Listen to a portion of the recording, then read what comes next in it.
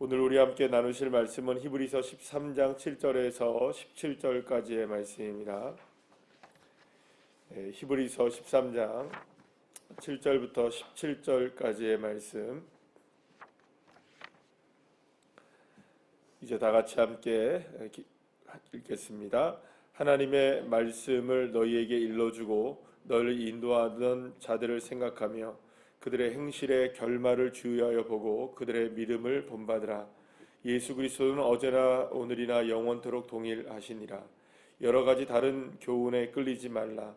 마음은 은혜로서 굳게 함이 아름답고 음식으로서 할 것이 아니니 음식으로 말미암아 행한 자는 유익을 얻지 못하느니라.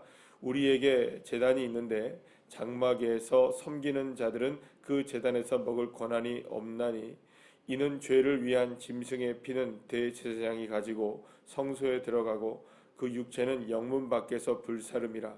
그러므로 예수도 자기 피로써 백성을 거룩하게 하려고 성문 밖에서 고난을 받으셨느니라.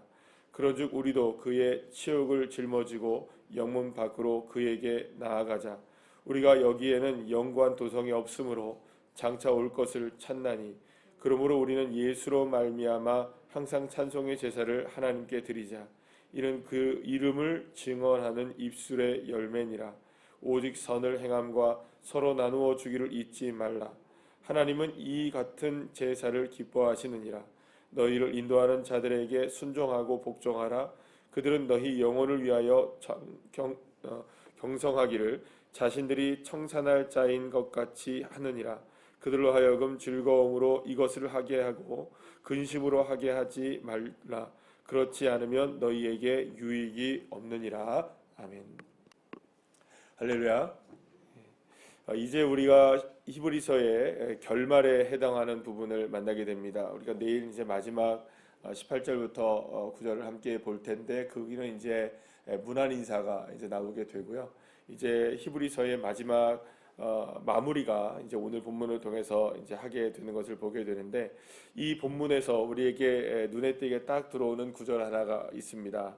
물론 여러 가지 구절들이 다 우리에게 들어오긴 하지만 8절 말씀을 보시면 예수 그리스도는 어제나 오늘이나 영원토록 동일하시니라, 이런 말씀이 있습니다. 할렐루야. 예수님은 어제나 오늘이나 영원토록 동일하다. 이 말은 어떤 의미일까요? 사실 이제 초대교회 성도들은 너무나 힘겨운 상황 가운데 있었습니다.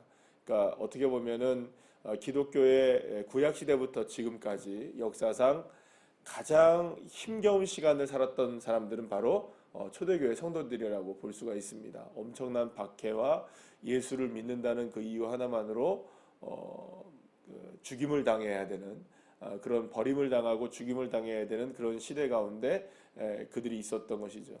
물론 지금도 핍박과 박해 가운데 있는 북한의 지하교회 성도들이나 다른 민족들에 있어서 많은 어려움들이 있는 교회들이 있습니다. 여러 가지 특히 이제 이슬람 국가권에서는 예수를 믿는다는 이유 하나만으로 교회가 불타고 또 많은 사람들이 학살을 당하는 일들이 지금도 사실은 이 시대에도 함께 일어나고 있지만, 그럼에도 가장 어려운 시대를 꼽으라고 한다면 아마도 초대교회 그때 그 시절이 아닌가 싶습니다. 자, 그러면 그들이 그 당시에 누구를 믿었느냐? 예수님을 믿었습니다.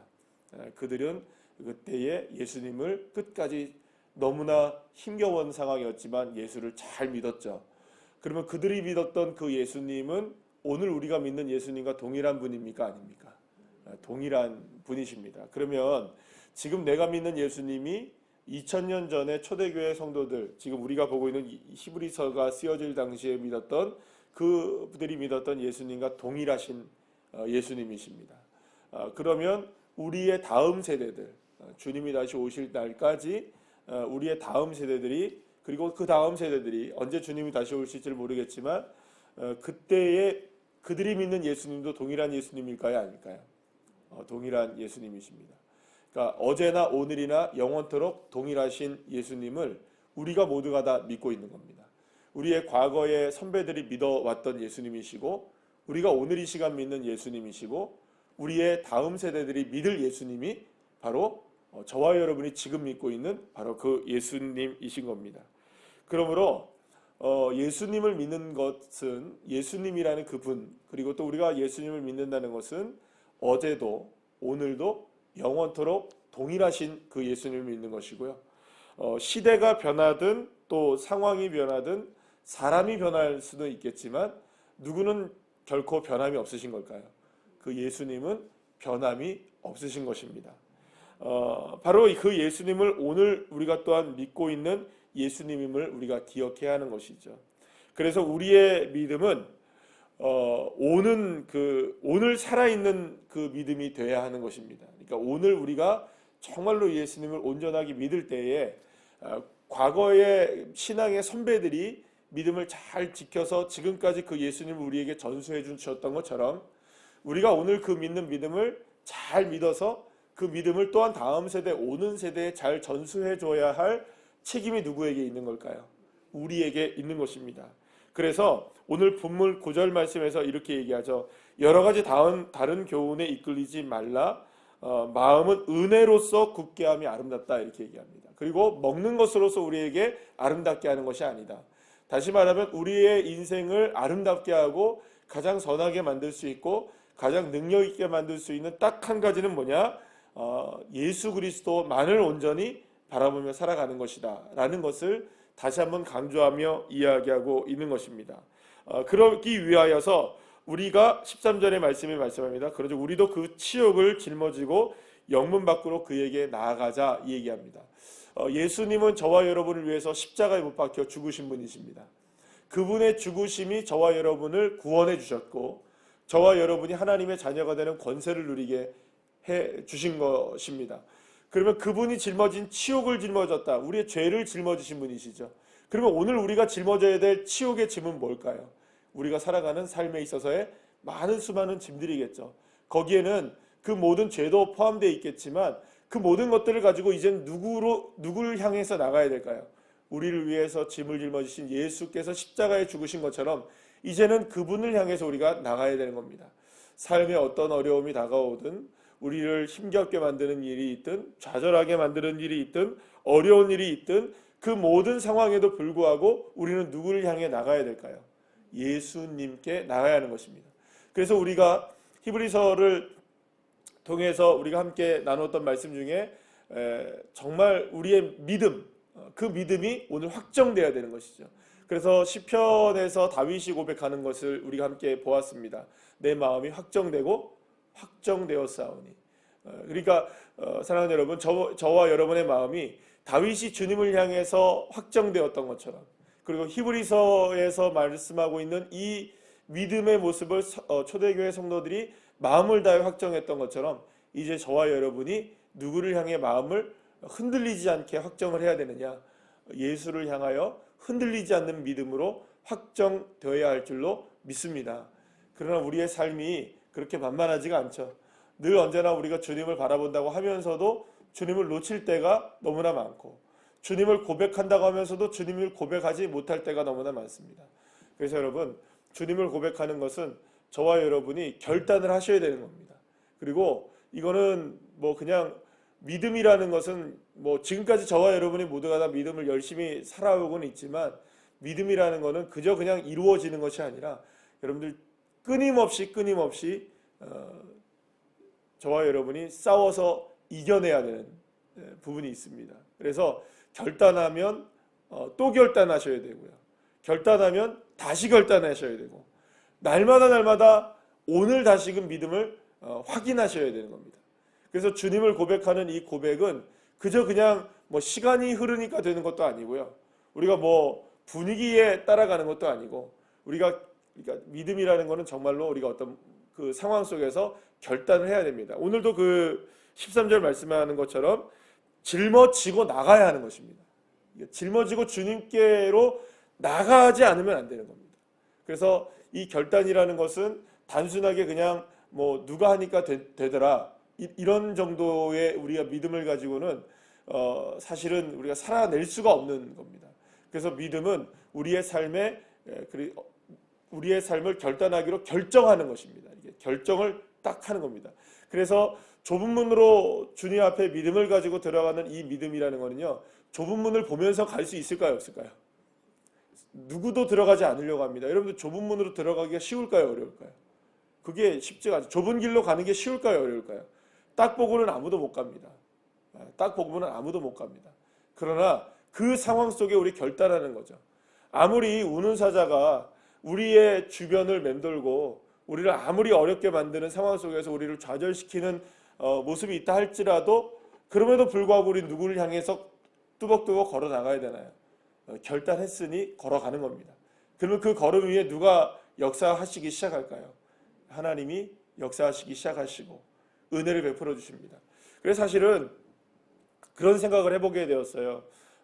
저희 그 집사람과 함께 우리 딸하고 함께 무슨 얘기를 이렇게 쭉 하다가 그런 얘기를 해봤어요. 사실은 이 시대에 그 많은 사람들이 원하는 이야기는, 그러니까 듣기를 원하는 이야기는 어떤 거를 듣기를 원할까요? 잠시 동안의 위로를 받기 위해서는 이렇게 하면 복을 받습니다. 그죠?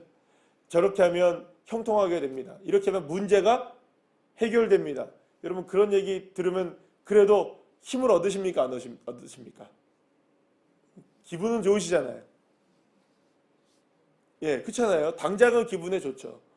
예, 그렇겠죠, 그죠?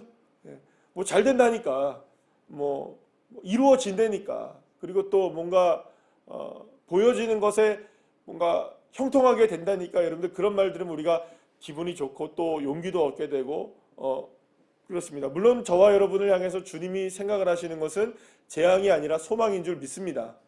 그렇게 주님께서 우리에게 소망 주시는 건 분명하지만 그런 얘기만 자꾸 듣다 보면 여러분 실제로 살아보십시오. 잘 형통하게 되든가요? 솔직하게. 아니 그러니까 우리가 듣는 만큼 솔직하게 우리가 막 문제가 해결되어지고 건강이 막 좋아지고 막 문제가 막 잘 되고 막 그렇게 잘 되든가요? 이구동성으로 아니라고 얘기하시네요. 근데 분명히 주님이 우리에게 소망 주신다고 얘기하시는데요. 만약에 여러분들 우리가 걸어가야 될 길이 넓은 길이라고만 생각을 한다면 누구나 다 그 길로 가려고 할 거예요. 근데 가다 보니 어떤 길입니까? 넓은 길인가요? 좁은 길인가요? 그러면 여러분 실망하실 거 아니겠어요? 아니 우리가 아무리 살아가려고 해도 넓은 길 안 나오는데요. 아니 목사님이 그렇게 얘기하시잖아요. 잘 된다고 형통하다고 시온에 대로가 열린다면서요. 근데 무슨 뭐 골목길만 나오는데요. 여러분 그래서 그런 얘기를 나눴어요. 듣기에는 좋은 말씀이 있을 수 있지만 그 말씀을 곰곰이 또 생각해보고 삶에 적용해보면 안 되는 건 어떡해요? 그럼 말씀이 틀린 겁니까? 예수님이 틀린 거 아니에요? 그렇게 되면? 그렇게 되면 예수님이 틀린 예수님을 우리가 알게 되는 거잖아요. 그래서 여러분들 말씀이나 우리가 성경을 볼 때 우리가 또 히브리서와 같은 이 말씀을 보게 되면 사실은 우리가 아멘 잘 나오지 않는 말씀들이 더 많습니다. 예. 왜냐하면 답답하잖아요. 영문 밖으로 우리가 질문 짊어지고 나가자. 또 짊어져야 돼. 그러면 여러분들 그게 진리인 걸 어떻게 하겠습니까? 진리인 걸 어떻게 하겠냐고요. 그렇다고 제가 이 자리에서 우리가 짊어지고 나가면 막 형통하고 막 시온의 대로의 길이 열리고 여러분들 뭐 다 잘 되고 막 로또 복권이 사면 다 당첨됩니다. 뭐 제가 이렇게 얘기하면 와 해서 막 좋아는 하실 수 있지만 그건 아닌 걸 어떻게 하겠어요? 뭐가 진리일까요, 여러분들? 우리가 예수 바라보는 게 복이고요. 예수 의지하는 게 길이 되는 것이고요. 우리가 상황 속에서 어떤 상황이 우리에게 펼쳐지더라도 오늘 믿음을 꿋꿋하게 지켜내는 것, 그 주님을 바라보는 것, 그것이 진짜 복이라는 것. 그러면 주님께서 그 상황 속에서 우리의 삶을 아름답게 이끌어 가주시고, 지금은 비록 여러분 우리의 삶 속에서 아름답지 못하게 보일 수 있죠. 그럴 수 있죠. 그러나 그것이 결코 실패가 아니라는 것을 믿으시길 바랍니다. 그래서 저는 늘 이렇게 생각합니다. 저희 아버님이 이제 목회를 하셨지만 평생을 저희 아버님이 목회를 해오시면서 과연 그게 겉모습으로 볼 땐 성공이었느냐? 여러분들 맨 끝까지 갔을 때까지도 여러분들 뭐 개척을 한 지가 언젠데 개척교회의 딱지를 끝까지 못 떼셨으니까요. 뭐 마지막 남은 성도가 뭐 몇 명 없으셨으니까 그것으로 보자면 여러분들 성공일까요? 성공하지 못한 것일까요? 그렇지 않습니까? 그럼 그 일을 도대체 왜 하신 걸까요? 우리 아버님은 목회를 왜 하신 걸까요? 그렇게 우리가 생각할 때는 그런 모습들을 통해서 우리 아버님 장례식인데 아버님네 교회 성도님들이 없어요. 몇 명 안 계신 거예요. 한 두 명 있으셨나? 두 명, 세 명.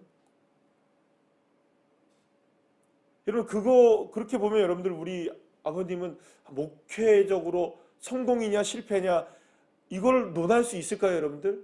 세상 사람들이 볼 때는 그건 실패일 수 있을 거 아니에요.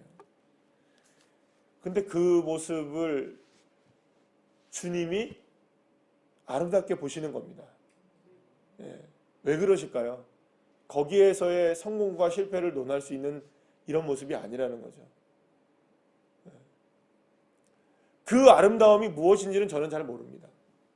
하나님이 어떻게 천국에서 저희 아버님을 만나주시고 그렇게 하나님께서 수고했다 종아 애기이신지 저는 모릅니다. 천국 가봐야 알겠죠. 그러나 이 모습을 가지고만 할 수 있는 건 아닙니다. 그리고 또 그 다른 아름다움들이 본인에게선 채워지지 않는다 할지라도 자녀들에게 채워지기도 하기 싶고 그리고 제가 지금 이렇게 목회를 하고 있고 할렐루야. 그러니까 사실은 저와 여러분이 그 아름다움을 어떤 아름다움으로 보고 우리가 결단하며 살아가야 되느냐. 저와 여러분을 가장 인생을 아름답게 하실 분은 딱 한 분이십니다. 예수 그리스도. 그래서 우리의 삶의 어떤 모습에 대한 문제로 아름다움을 논하지 마시고 그거를 평가하지 마시고 내가 오늘 예수 그리스도를 바라보는 것이 가장 아름다운 삶이다. 이것이 우리의 삶의 결단이셔야 하는 겁니다. 그래서 어떤 상황이 펼쳐진다 할지라도 때로는 힘들고 아프고 어렵고 이 초대교회 성도들처럼 힘겨운 상황이 우리에게 다가오고 내 마음대로 내 뜻대로 안 되는 상황이 다가와도 그 상황 속에서 내가 예수님 감사합니다. 예수님 사랑합니다. 예수님 전부이십니다.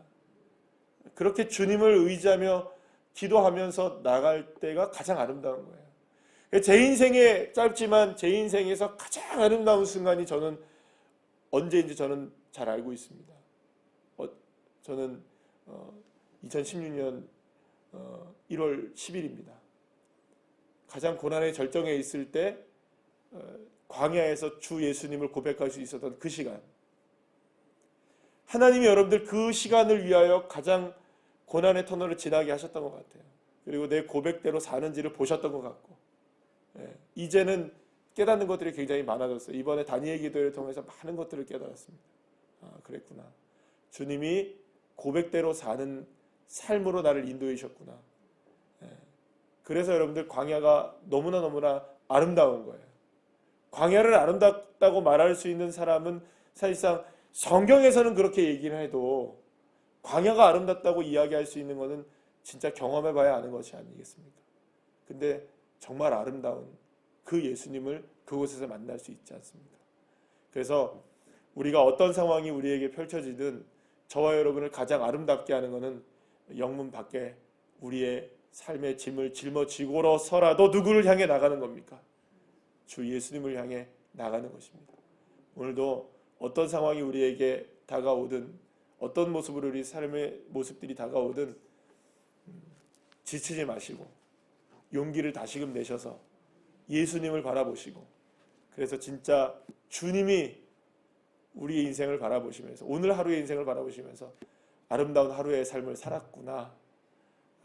저와 여러분을 보듬어 주시는 위로를 받으시는 주의 자녀들 한 분 한 분을 다 되시기를 축복합니다. 기도하시겠습니다.